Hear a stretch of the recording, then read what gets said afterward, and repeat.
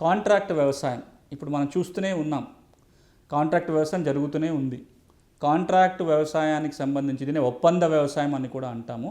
కేంద్రం ఏదైతే ఒప్పంద వ్యవసాయం గురించి చట్టం తీసుకొచ్చిందో ఆ చట్టం తాత్కాలికంగా నిలిచిపోయింది.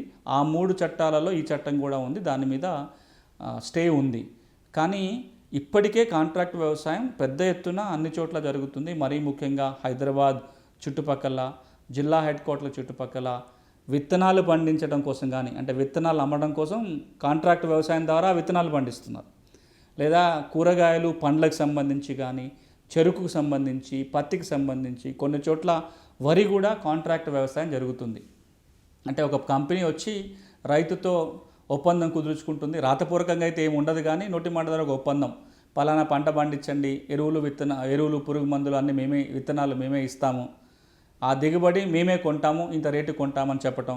కొన్ని సందర్భాలు మీరు పండించండి, పెట్టుబడి మీరే పెట్టుకోండి, మేము వచ్చి కొనుగోలు చేస్తామని రకరకాల పద్ధతిలో కాంట్రాక్ట్ వ్యవసాయం అయితే జరుగుతుంది.